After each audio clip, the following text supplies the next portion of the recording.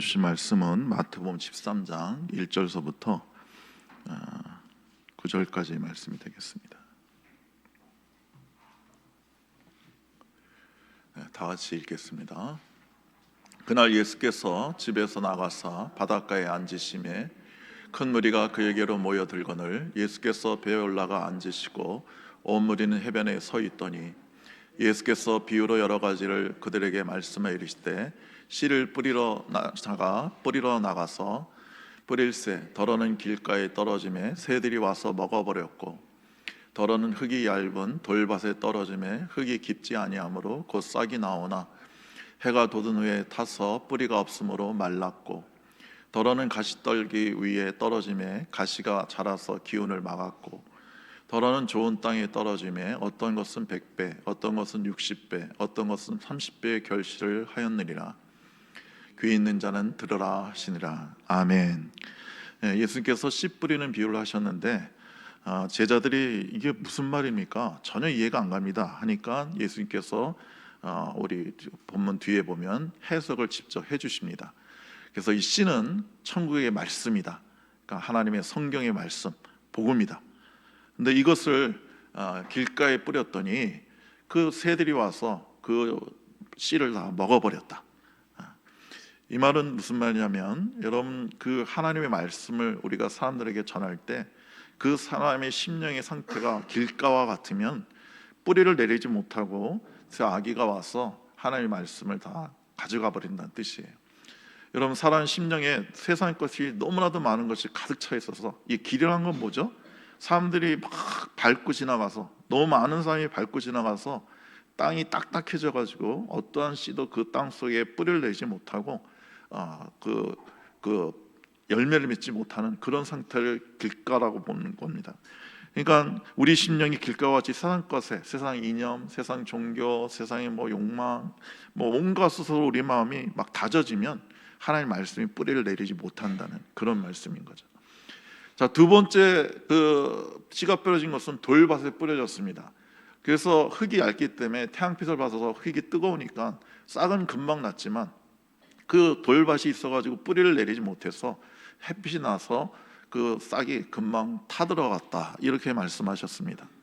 이 말은 무슨 말이냐면 우리 심령 가운데 숨겨놓은 제약이 있다면 고백하지 않는 그 무거운 돌덩이 같은 제약이 있다면 우리가 하나님 말씀을 받아들여서 금방 반응은 뜨겁게 하는 것 같지만 해가 떠올라서 즉 주님이 해석하셨죠? 박해가 일어나거나 우리 믿음 때문에 시험이 오거나 어려움이 오면 금방 포기해버리는 신앙을 포기하고 신앙을 버리는 그런 사람을 의미한다고 말씀하고 계십니다. 자, 세 번째는 가시떨기 밭에 말씀이 떨어졌어요. 그래서 이게 싹이 나서 자라나는데 옆에 가시떨기 나무들이 가득하니까 햇빛도 제대로 못 받고 그래서 결국은 다 사그러들었다 이렇게 말씀하십니다. 그래서 이 가시떨기는 뭐냐? 세상 염려와 그 재물에 대한 욕심 이런 것 때문에 말씀이 열매를 맺지 못했다 이렇게 말씀하고 계십니다. 그러니까 성경의 말씀을 들어도 복음을 들어도 세상에 대한 욕망이 가득한 사람, 세상 것에 대해서 그 염려, 근심, 걱정이 가득한 사람은 하나님의 말씀이 열매를 맺지 못한다는 거죠. 그런데 좋은 땅에 떨어진 씨는 30배, 60배, 100배 열매를 맺었습니다. 진법이 좀 안 맞죠? 30배, 60배, 90배가 돼야 되는데 갑자기 100배로 튀어버렸어요. 그만큼 하나님께서는 풍성한 열매를 맺게 해주신다는 말씀입니다. 자, 우리가 이 말씀을 통해서 여러 가지를 우리가 하나님의 음성을 들을 수가 있는데 여기서 가장 중요한 게 우리가 들어야 될 하나님의 음성은 씨를 많이 뿌려야 된다는 거예요. 여러분 씨를 뿌렸는데 지금 열매 맺는 것은 4분의 1밖에 안 됐어요. 그러니까 더 쉽게 설명하면 4명에게 복음을 전했더니 거부하는 사람이 3명이었어요. 열매를 맺지 못하는 사람이 3명이에요. 그러니까 복음을 전할 때 받아들이는 사람보다 안 받아들이는 사람이 더 많다는 거예요. 그러나 받아들이는 사람은 있어요. 이게 4분의 1이에요. 그래서 어떤 분들은 저한테 그런 말 하는 분이 있었어요. 저는 전도에 은사가 없는 것 같습니다, 목사님. 왜요? 그랬더니 제가 전도하면 예수를 믿겠다는 사람이 없습니다. 그러니까 전 전도에 은사가 없는 것 같아요. 그러는데 그런 분들은요, 한 2명 해보고 안 되니까 안 되나 보다 이렇게 생각하는 거예요. 예. 많이 하면 많이 할수록 거부도 많겠지만 받아들이는 사람이 많게 되는 겁니다. 자, 4명 중에 1명이 예수를 받아들였으니까 여러분 40명에게 전도하면 몇 명이 받아들일 가능성이 있는 거죠? 계산 금방 되잖아요. 10명. 예. 예. 400명한테 전도하면 그러면 몇 명이 받아들일 확률이 되는 거죠? 100명이죠. 4,000명한테 전도하면 1,000명이죠. 예, 1,000명. 제가 전에 목회할 때 우리나라 최고의 전도왕들을 다 불러다가 간증을 시켰어요. 그랬더니 그분들이 뭐 전도한 방법이 다양해요. 그분들이 어떻게 전도하게 되냐면요, 이천 주한교회 그 전도왕은요 1년에 10,000명을 전도해요. 와, 어마어마하지 않습니까? 1년에 10,000명을. 근데 그분들이 뭐 전도하는 방법이 뭐 다양해요. 뭐 데리고 가서 먹을 걸 뭐 이렇게 잘 먹여줬다는 분이 있고, 뭐 선물을 잘 해줬다는 분이 있고, 안에 만나는 사람마다 뭐 전도했다는 분도 있고, 방법은 여러 가지인데 한 가지 공통점이 있더라고요. 그게 뭐냐? 월요일부터 토요일까지 하루에 8시간씩 전도해요. 그러니까 그렇게 많은 시간 많은 사람한테 전도하니까 수많은 사람들이 거절을 하지만 그 중에 열매 맺는 사람이 많다는 거예요. 예. 그래서 여러분과 제가 어떻게든지 복음의 씨앗을 많이 뿌려야 되는 겁니다. 여러분, 오늘 설교 제목대로 심은 만큼 뿌린 만큼 우리는 거두게 되는 것입니다. 예. 거절하고 반대하는 것을 두려워하면 안 됩니다. 그런 사람은 더 많다고 오늘 성경은 말하고 있지 않습니까? 그러니까 많이 하면 되는 거예요. 많이 해보면. 예. 그 전도학에서 그 통계를 냈는데 한 개인에게 전도를 할 때 그분한테 1,000번을 하면 그 중에 한 분이 예수 믿는다는 통계가 나왔어요. 여러분 여태까지 1,000번 전도 받은 적 있어요? 없잖아요. 예. 그리고 축구 전도도 안 된다고 하는데 한 집을 100번을 찾아가면 그 집이 구원받을 가능성이 생긴대요. 그럼 100번 우리 집에 와서 전도한 사람이 있었습니까? 거의 없잖아요. 제가 한 번은 목회할 때 우리 교회 바로 앞집에 사는 분이 오셔서 자진으로 등록을 하셨어요. 그래서 아니 어떻게 자진으로 등록하게 되셨습니까? 물어봤더니 누가 우리 집에 자꾸 전도지를 냈는데 그 전도지를 그냥 내가 버리다 그냥 버리면서 한 줄 읽고 버리면서 2줄 읽고 그러다가 그냥 궁금하고 교회가 어떤 곳인가 알아보려고 나왔다는 거예요. 그 전도지 제가 넣었거든요. 우리 교회 바로 앞집이니까 우리 나와버리라 해가지고 그냥 교회 오고 가면서 그냥 맨날 전도지를 집어넣었어요. 그러니까 이 사람이 그걸 버리다 한두 줄 보고 결국 교회를 오게 된 것이죠. 여러분과 제가 이렇게 계속하면 열매는 맺히게 돼 있습니다.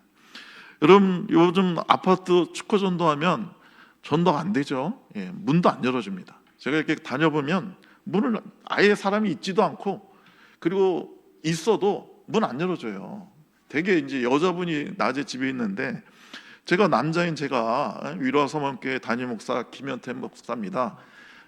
좋은 소식 전하러 왔습니다. 그러면 열어주겠냐고요. 요즘 험악한 세상에 내가 목사인지 아닌지 어떻게 알아? 그리고 남자잖아요. 문도 안 열어줘요.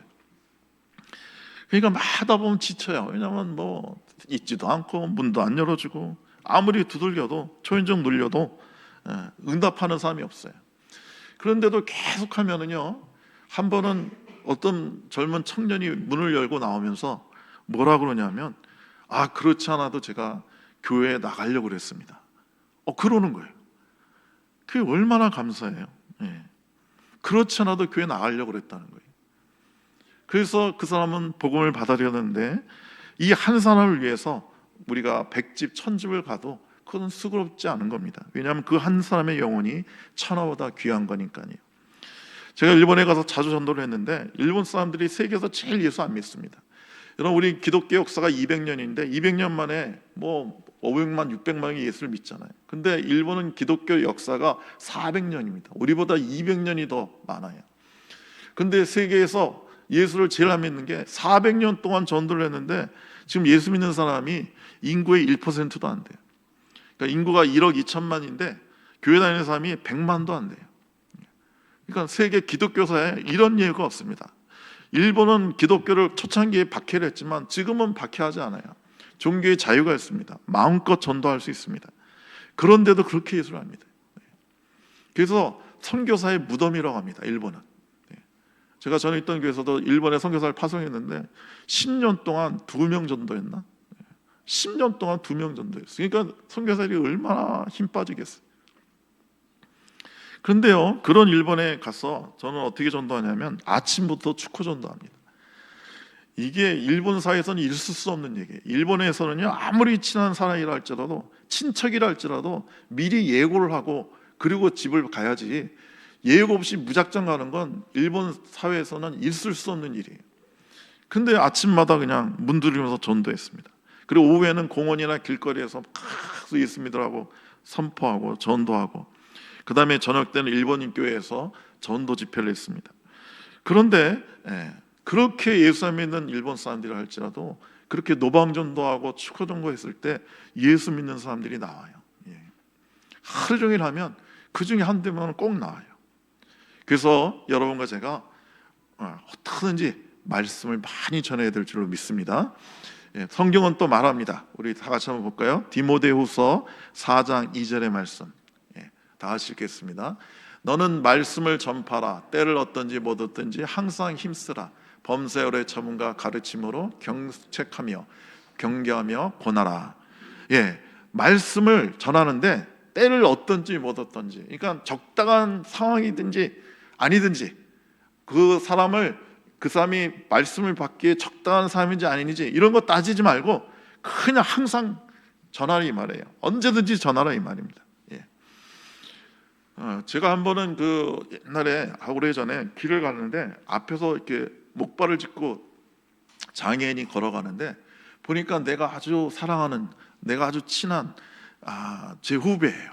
저를 아주 잘 따르는 우리 동네 후배인데, 그래서 제가 뒤에 가면서 너무 반가워가지고, 남자도 좀 약간 못된 면이 있어서 그냥 인사 안 하고 좀 때리면서 인사할 경우가 있거든요. 제가 그 친구 뒤통수를 이렇게 딱 때렸어요. 야, 철수 너 어디 가냐 임마. 그리고 이게 봤더니 철수가 아니에요. 생판 모르는 사람을 내가 뒤통수를 친 거예요. 그러니까 이 사람 얼마나 기분 나빠요. 길 가는데 누가 뒤통수를 치니까. 그래서 당신 뭐냐면서 막 얼마나 화를 내는지. 그래서 제가 죄송하다고, 내가 잘못했다고, 내가 내 친구, 내 후배인 줄 알고, 내 친한 후배인 줄 알고 내가 실수를 했다고, 어떡 하냐고, 죄송하다. 그러니까 또 이 사람이 내가 죄송하다 하니까 계속 화를 낼 수 없잖아요. 재수 없을래니까 하면서 이제 가더라고요. 근데 제가 붙잡고, 근데 혹시 예수 믿냐고. 그랬더니 이 사람이 화가 나가지고, 예수 안 믿는다고. 어떡할 거냐고, 네가 어떡할 거냐고. 막 그러면서 그때부터 화를 더 내더라고요. 그런데도 제가 예수 믿어야 된다고, 제가 잘못을 했지만 이것도 다 인연인데 예수를 믿으셔야 된다고. 그래서 막 전도를 했어요. 전도할 상이 아니잖아요. 내가 잘못해놓고 사람 때려놓고 지금 화난 상태에서 어떻게 전도를 합니까? 그런데도 막 했어요.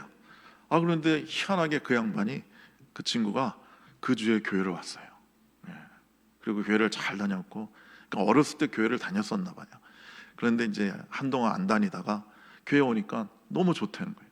그러면서 막 이 친구가 은혜를 받고 예수를 믿고 구원받았어요. 그래서 저를 볼 때마다 나를 전도해줘서 너무 고맙다 막 그랬어요. 그리고 이제 한 20년이 흘렀어요. 헤어졌죠. 그래서 제가 이제 서울에서 목회하고 있는데 어느 날 교회로 전화가 왔어요. 그래서 혹시 김현태 목사님 계시냐고. 나라고. 그랬더니 저 그때 내가 전도한 그 장애인, 아주 심한 중증 소아마비 환자거든요. 그 장은도라고. 그래서 너무 반갑다고. 내가 목사님을 오랫동안 찾았다고.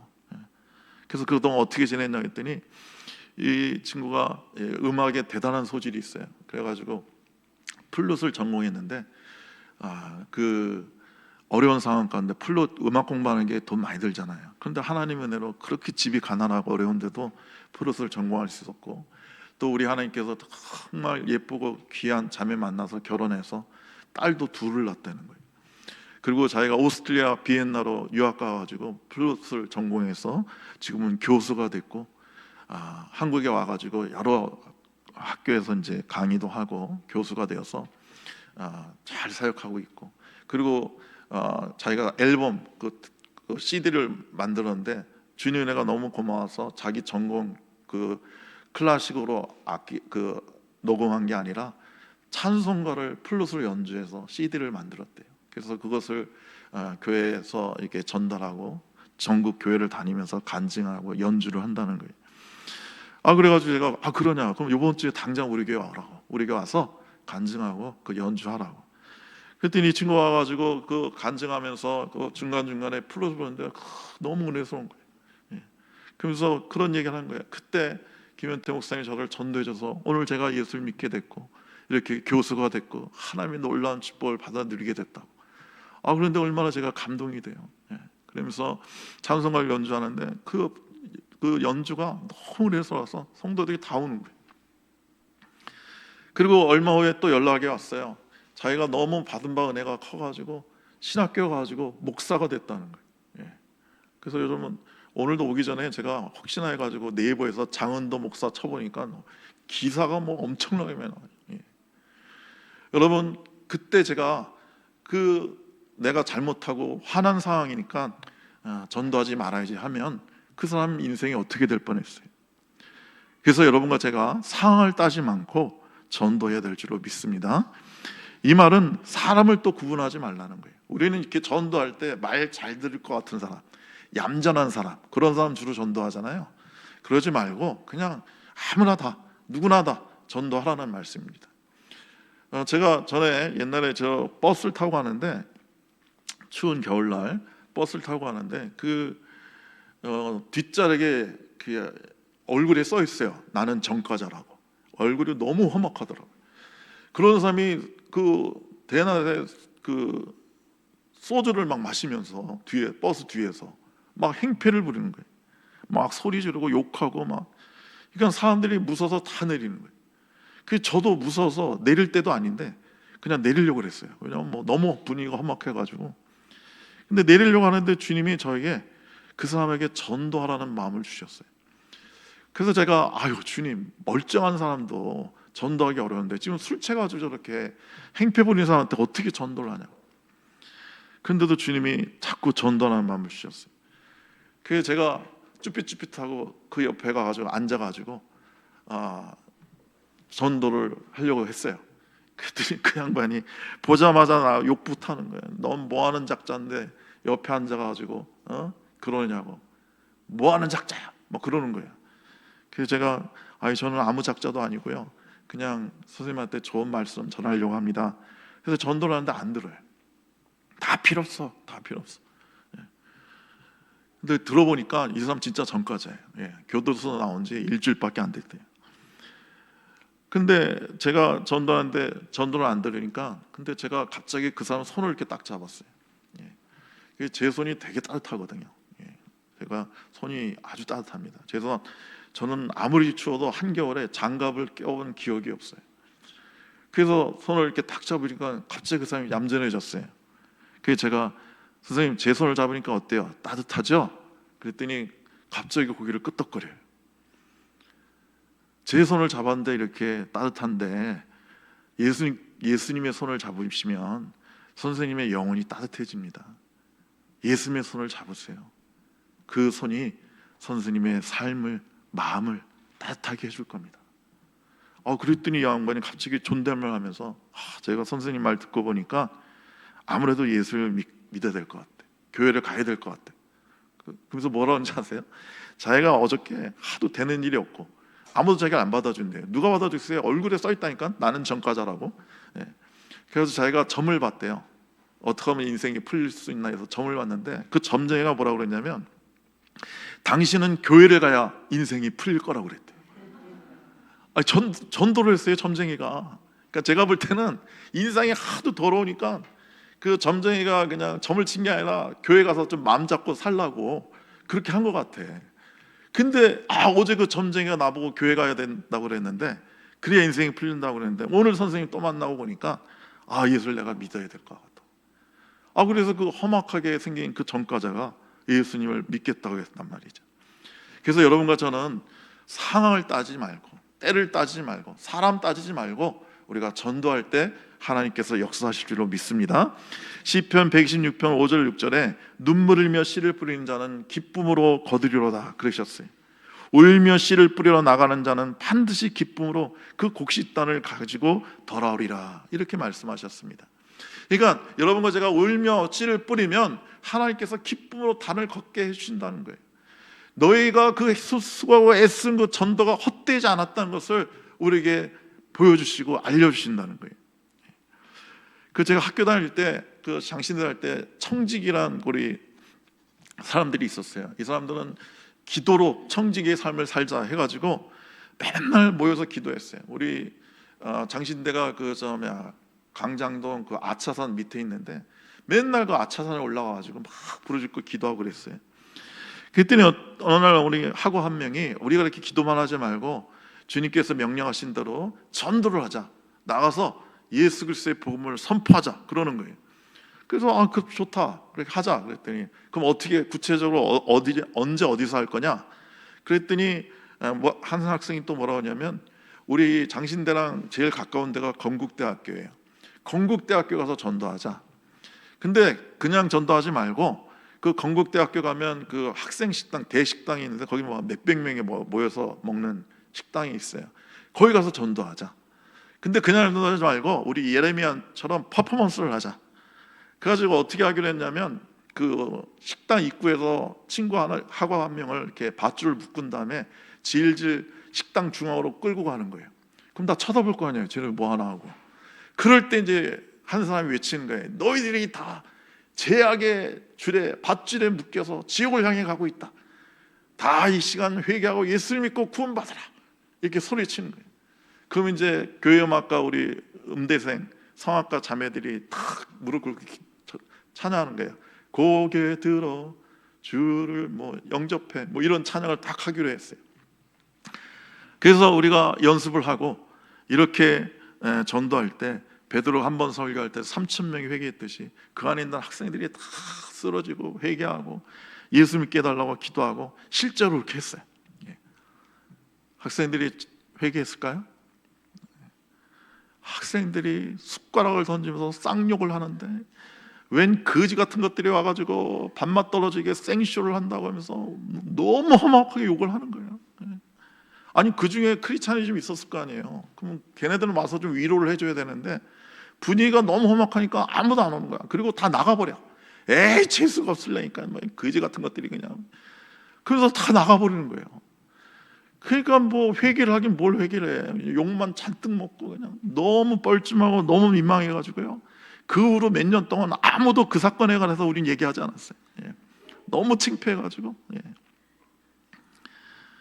근데 몇 년 후에 우리 후배 전도사가 얘기를 하는데 청년부를 자기가 맡고 있는데 우리 청년부가 나날이 부흥하고 있다는 거예요. 그래서 감사하네, 너무 좋네. 그랬더니 근데 이 부흥하는 이유가 자기가 전도사인 자기가 열심히 해서 그런 게 아니라 우리 청년부 회장이 다 전도하고 우리 청년부 회장이 막 그 청년들을 막 부흥시킨다는 거예요. 평신도가 그렇게 하면 좋지. 감사하지. 참 좋네. 그랬더니 그 후배 전도사가 뭐라고 하냐면 근데 우리 청년부 전도 회장이 그 예수 믿은 계기가 아주 독특하더라. 어떻게 믿었는데 우리 청년부 회장이 건국대를 다녔대요. 어느 날 식당에서 점심을 먹고 있는데 웬 애들이 미친 짓을 하더래요. 그래서 그걸 보면서 어떻게 저런 짓을 하냐. 야, 나는 돈 주가래도 저런 짓 못하겠다. 젊은 애들이 미쳐가지고 예수한테 미쳐가지고 저런 짓을 하는구나. 정말 불쌍한 애들이다. 그러면서 집에 왔대요. 그런데 가만히 생각해 보니까 자꾸 그 장면이 떠오르면서 우리 신학과 애들은 가난해서 깨지지 않는데 우리 아까 말한 그 교회음악과 성악과 자매들은 부잣집 딸내미들이에요. 왜냐하면 그 음대는 되게 부잣집들이 가니까. 그러니까 옷도 잘 입고 멀쩡하게 생긴 애들이 왜 그렇게 미쳐서 그런 짓을 할까? 젊은 애들이 겉봐선 멀쩡하고 부잣집 애들 같은데 왜 저런 짓을 할까? 자꾸 궁금하더래요. 자꾸 생각나고. 그래서 이 친구가 토요일 날 그런 생각을 했대요. 내가 한번 평생 처음 주일날 교회 한번 가봐야겠다. 도대체 교회가 어떤 곳이길래 예수가 누구길래 젊은 애들을 이렇게 미친 짓을 하게 할까? 한번 알아보자. 가지고 그 주에 교회를 가서 예수를 만나고 구원받고 그렇게 귀한 전도자가 됐다는 거예요. 여러분, 그 사실을 주님이 알려주셨다는 게 너무 감사하지 않아요? 그러니까 주님이 말씀해 주신 거예요. 너희가 그때 그 전한 그 복음이 헛되지 않았다는 거예요. 열매를 맺었다는 거예요.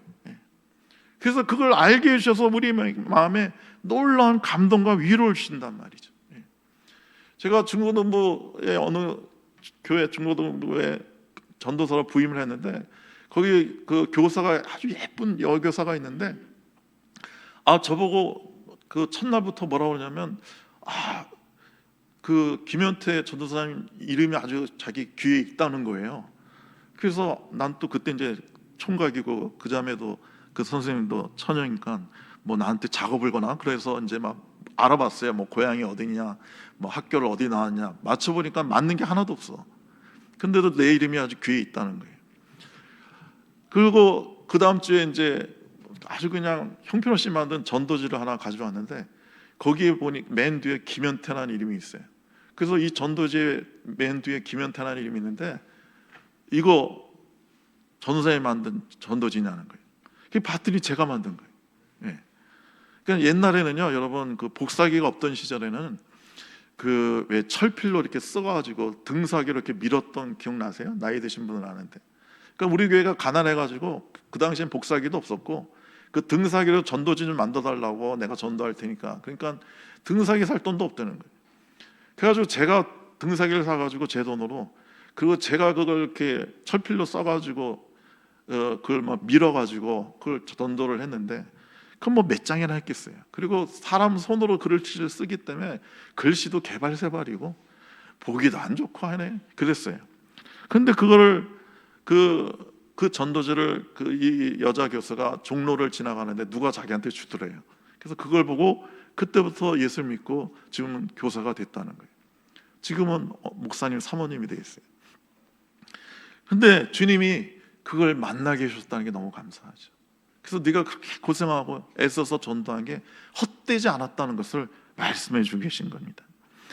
여러분, 이와 같이 우리가 열심히 눈물 흘리며 씨를 뿌리면 주님은 반드시 기쁨으로 단을 걷게 해주시는 것입니다. 특별히 우리가 전도할 때 우리 이웃에게, 우리 가족에게, 친구에게 전도를 해야 됩니다. 그래서 예수 믿은 사람들을 조사해 보니까 그 중에 90%가 지인이 전도했다는 거예요. 자기 친구가, 친척이 그렇게 전도했다는 거예요. 그래서 여러분과 제가 노방 전도도 뭐 해야겠지만, 가장 효과적으로 전도할 수 있는 것은 우리의 친한 친구들, 이웃들, 친척들에게 간계 전도할 때 그분들이 예수 그리스도를 받아들이게 되는 것입니다. 여러분, 우리가 열심히 복음을 전해야 됩니다. 복음을 전하지 않으면요, 성경은 그 사람들이 예수 복음을 전해 듣지 못하고 죽으면 그 핏값을 너에게 찾겠다고 그랬어요. 이 실제로 있었던 일인데, 미국에서 어느 경건한 사람이 그 레스토랑에서 혼자서 식사를 하는데 자기 서빙을 하는 그 마이크란 그 웨이터에게 갑자기 전도하라는 마음을 주시더래요. 그런데 지금 바쁘게 이 웨이터가 왔다 갔다 하고, 그리고 지금 일을 하는 중인데 어떻게 전도를 해요? 근데 여기 이름표가 있는데 마이크라고 쓴 그 웨이터인데, 지금 전하라고 자꾸만 주님이 마음을 주시는 거예요.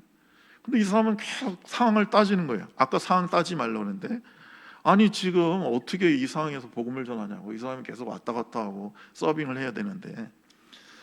그래서 이 사람이 타협을 했어요. 그러면 지금이 늦은 시간이니까 제가 이 끝날 때까지 저 주차장에 가서 기다리다가 이 사람들 끝나는 시간에 퇴근하면 그때 제가 그 마이크 붙들고 전도를 하겠습니다 하고, 주차장에서 이제 끝날 시간이 돼가지고 이제 기다리고 있었어요.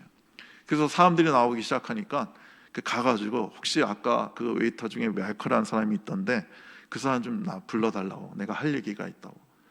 그랬더니 그 종업원이 뭐라고 하냐면, 그 마이크는 아까 1시간 전에 창고에서 목매달아 자살했다는 거예요. 그 미국은 이렇게 그 뒤쪽으로 이렇게 그 차가 들어와서 물건 이렇게 나르는 데가 있거든요. 그러니까 그 뒤쪽으로 응급차가 와가지고 싣고 갔다는 거예요.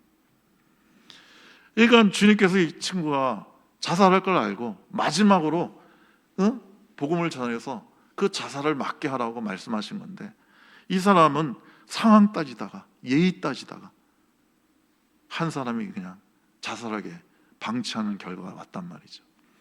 그래서 이 사람이 가슴을 치며 하나님께 회개를 합니다.